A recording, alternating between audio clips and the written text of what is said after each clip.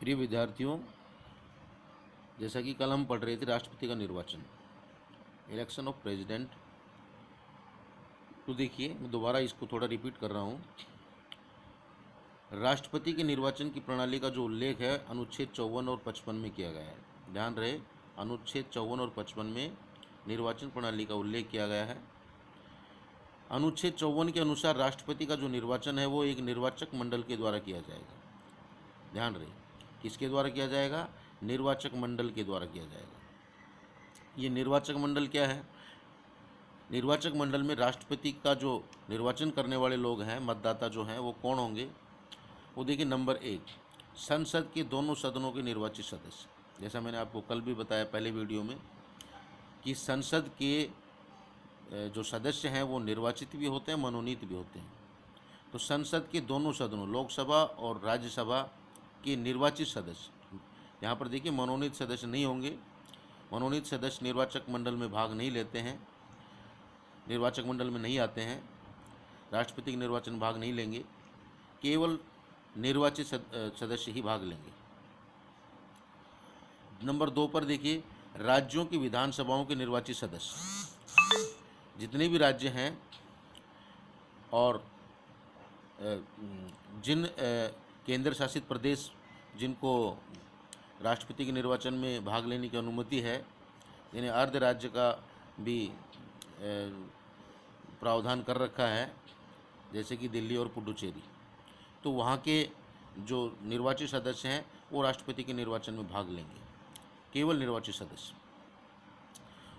तो इसलिए ये जो प्रणाली है राष्ट्रपति की निर्वाचन प्रणाली, ये अप्रत्यक्ष रूप से होगी, यानी कि निर्वाचन जो है वो अप्रत्यक्ष रूप से किया जाएगा।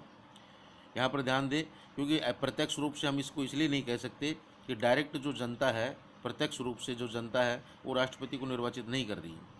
पहले जनता निर्वाचित करती है जनप्रतिनिधियों को, संसद सदस्यों को और राज्य विधानसभा के सदस्यों को। उसके बाद ये दोनों मिलकर और राष्ट्रपति का निर्वाचन करते हैं। इसलिए हम इसको अप्रत्यक्ष निर्वाचन प्रणाली कहेंगे। अप्रत्यक्ष रूप से राष्ट्रपति का निर्वाचन किया जाता है। तो देखिए, कल जैसा मैंने यहाँ तक आपको बताया था, तो राष्ट्रपति के चुनाव में एक विशेष विधि अपनाई जाती है। ये विशेष विधि क्या है, ये आगे मैं चर्चा कर रहा हूँ। इस विधि को देखिए आनुपातिक प्रतिनिधित्व की एकल संक्रमणीय मत विधि कहते हैं। इसको ध्यान रहे, इसको बिल्कुल याद कर लें आप।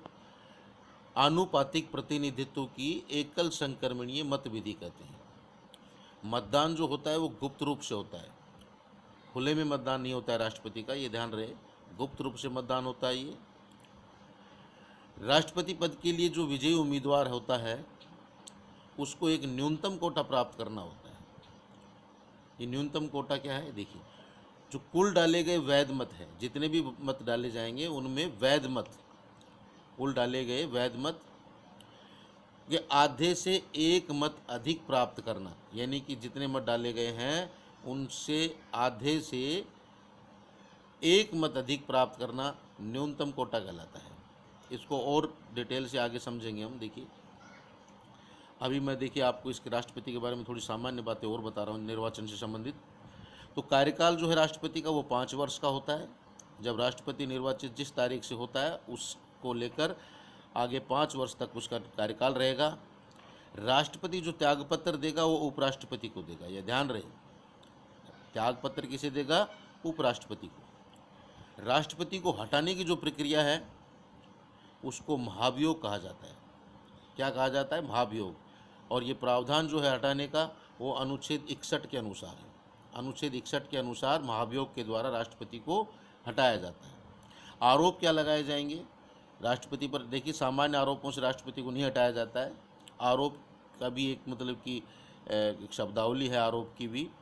सिद्ध कदाचार, यानी कि जो भी कदाचार है राष्ट्रपति के द्वारा किया गया है वो सिद्ध होना चाहिए। दूसरा, शक्तियों का दुरुपयोग, राष्ट्रपति को जो शक्तियां दी गई हैं उनका वो यदि वो दुरुपयोग करता है, सिद्ध कदाचार हो जाता है। दूसरा, संविधान का उल्लंघन, यदि संविधान का उल्लंघन करता है, ये सारे आरोप यदि उस पर सिद्ध हो जाते हैं तो फिर राष्ट्रपति को हटाने की प्रक्रिया शुरू की जाती है। महाभियोग क्या होता है, जिसे अंग्रेजी में इम्पीचमेंट बोलते हैं।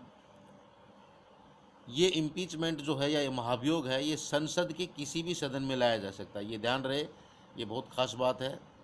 महाभियोग की प्रक्रिया, राष्ट्रपति को हटाने की जो प्रक्रिया है, वो संसद के किसी भी सदन में शुरू की जा सकती है। महाभियोग किसी संसद के किसी भी सदन में, लोकसभा में भी या राज्यसभा में भी, दोनों में से किसी में भी लाया जा सकता है। अब देखिए, महाभियोग प्रस्ताव जब लाया जाएगा तो कम से कम 14 दिन की पूर्व सूचना के बाद ही लाया जा सकता है। यानी कि राष्ट्रपति को 14 दिन पहले ये बताना पड़ेगा कि आपके खिलाफ महाभियोग प्रस्ताव लाया जा रहा है, तब उसके बाद ये महाभियोग प्रस्ताव लाया जा सकता है। यानी कि 14 दिन की यदि सूचना नहीं दी जाती है राष्ट्रपति को, 14 दिन पहले सूचना नहीं दी जाती है, तो ये महाभियोग प्रस्ताव राष्ट्रपति के खिलाफ नहीं लाया जा सकता। ये सूचना राष्ट्रपति को 14 दिन पूर्व दी जानी जरूरी है। नोट, यहाँ पर थोड़ी एक बात और ध्यान दें कि ये जो प्रस्ताव लाया जाएगा सदन की, जिस सदन में लाया जा रहा है, किसी भी सदन में, उस सदन की कुल सदस्य संख्या की, जितनी भी सदस्य संख्या है, कुल सदस्य संख्या, उसके 1/4 सदस्यों द्वारा ये लिखित सूचना दी जानी आवश्यक है। 1/4 सदस्यों के द्वारा, ये ध्यान रहे। चाहे लोकसभा में लाया जाएगा तो लोकसभा की कुल सदस्य संख्या के 1/4, राज्यसभा में लाया जाता है तो राज्यसभा के कुल सदस्यों की 1/4 सदस्यों के द्वारा लिखित सूचना दी जाना आवश्यक है। इसके बाद देखिए, महाभियोग प्रस्ताव जो है पारित होने के लिए संसद के प्रत्येक सदन का 2/3 बहुमत आवश्यक है। यानी कि बगैर 2/3 बहुमत के राष्ट्रपति का ये महाभियोग प्रस्ताव पारित नहीं होगा। इसके लिए संसद के दोनों सदनों के द्वारा पारित होना आवश्यक है, और दोनों सदन, प्रत्येक सदन 2/3 बहुमत से पारित करे, तब ये महाभियोग प्रस्ताव पारित होगा। यदि राष्ट्रपति का पद किसी अन्य कारण से, देखिए राष्ट्रपति को महाभियोग से हटा दिया गया, ये तो हमने स्पष्ट हो गया हमारे द्वारा, लेकिन अगर इसके अलावा कुछ दूसरे कारण भी हो सकते हैं राष्ट्रपति के पद खाली होने के, किसी अन्य कारण से, जैसे कि मृत्यु हो जाए राष्ट्रपति की, या राष्ट्रपति त्यागपत्र दे दे, या महाभियोग जो भी है, तो उसके 6 महीने के अंदर, जब से मतलब कि राष्ट्रपति का पद रिक्त हुआ है किसी भी कारण से, उसके 6 महीने के अंदर, ये ध्यान रहे, 6 महीने तक नहीं, 6 महीने के बाद तक नहीं, 6 महीने के अंदर अंदर नए राष्ट्रपति का निर्वाचन आवश्यक है। इसको समझ में नहीं आए तो दोबारा से मतलब कि इस वीडियो को रिपीट करके देखें और क्वेश्चन किया करें। सभी विद्यार्थियों को मैं खास निर्देश दे रहा हूँ इस बात के लिए। अगला वीडियो जल्दी अपलोड कर रहा हूँ। धन्यवाद।